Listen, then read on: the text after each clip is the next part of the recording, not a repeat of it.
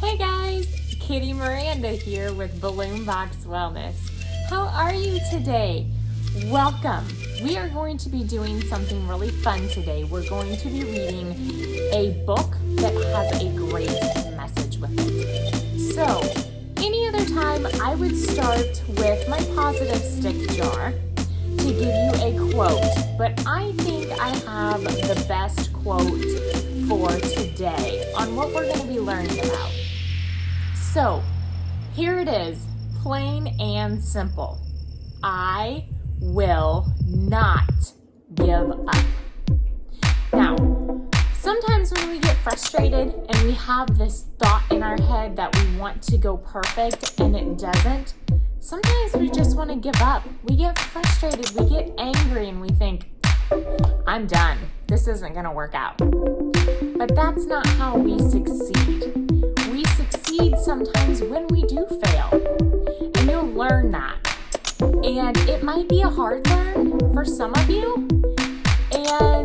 But you just have to just get back up and try again. So if you can write down, I will not give up. And if you can remember it and keep it up here because it is a good one to remember. So, like I said, we will be reading a book today. What's the book, you might think? The Most Magnificent Thing.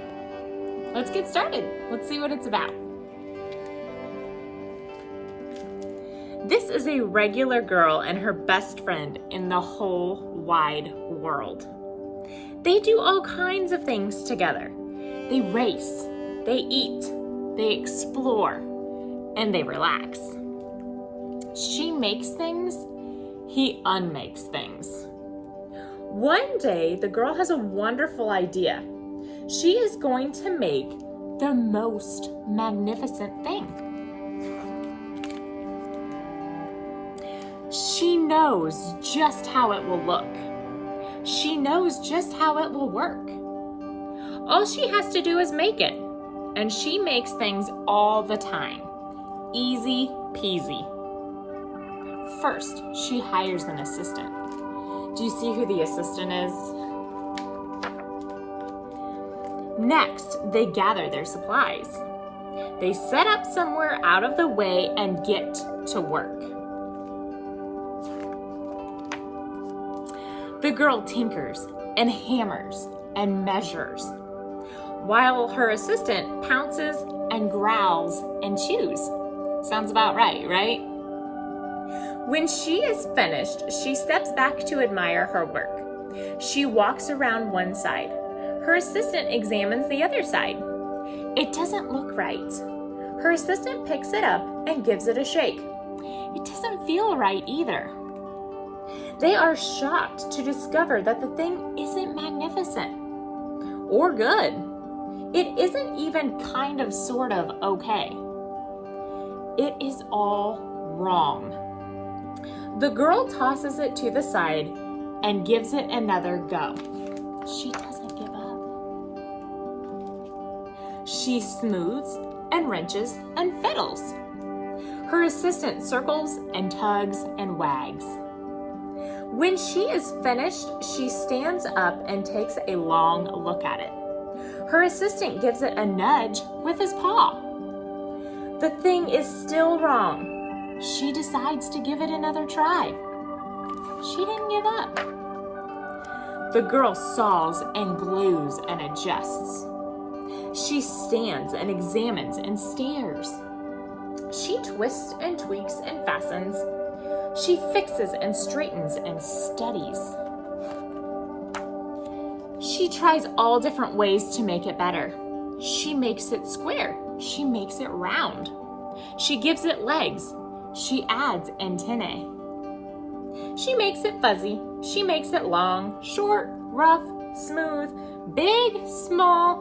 One even smells of stinky cheese. But none of them are magnificent. Her hard work attracts a few admirers, but they don't understand. They can't see the magnificent thing that she has in her mind. She gets mad. The angrier she gets, the faster she works. She smashes pieces into shapes. She jams parts together. She pummels the little bits in. Her hands feel too big to work, and her brain is too full of all the not right things. If only the thing would just work. Crunch! The pain starts in her fingers. It rushes up into her brain, and she explodes. It is not her finest moment. I'm no good at this. I quit. Her assistant suggests a walk. It's not much help at first. But before long, she starts to feel different.